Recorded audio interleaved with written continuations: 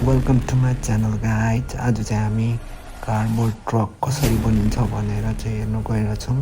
र सुरुमा चाहिँ हामीले कार्डबोर्डलाई यस्तो सेपमा काटेर चाहिँ यसलाई हामीले ग्लु गर्नुपर्ने हुन्छ यसरी। फेरि अर्को पार्ट लिएर ग्लु गर्नुपर्ने हुन्छ हामीले चाहिँ यसरी। र फेरि अब अर्को कार्डबोर्डको पिस काटेर चाहिँ हामीले यसलाई जोड्नुपर्ने हुन्छ फ्रेमको लागि चाहिँ। यस्तो देखिन्छ। त्यस पछाडि फेरि अर्को पार्ट लिएर हामीले माथि जोड्नु पर्ने हुन्छ त्यसलाई चाहिँ यस्तो हुनेछ। त्यहाँबाट फेरि अर्को कार्डबोर्डको पार्ट लिएर चाहिँ हामीले फेरि त्यसलाई पछाडि जोड्नु पर्ने हुन्छ जसले चाहिँ अब हेड बनिनेछ। र अब चाहिँ अर्को पार्टको लागि चाहिँ हामीले यसरी कार्डबोर्ड लिएर चाहिँ त्यसमा सानो सानो पाइपको टुक्रा चाहिँ गाँच्नु पर्ने हुन्छ यसरी।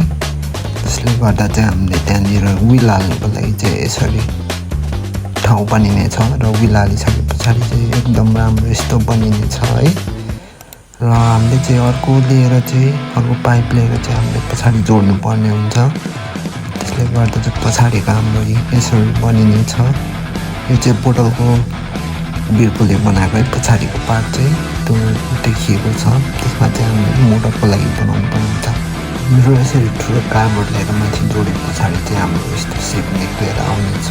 र सानो कार्डबोर्डहरू मेजर गरेर हामीले चाहिँ पछाडि जोड्नु पर्ने हुन्छ। त्यसले गर्दा चाहिँ हाम्रो पछाडिको साइड यसरी निक्लिनेछ बनिएर। र अब चाहिँ हामीले यसरी डिसी मोटर लिएर त्यसलाई चाहिँ पछाडि जोड्नु पर्ने हुन्छ टक्क वायरहरू बाहिर निकालेर चाहिँ।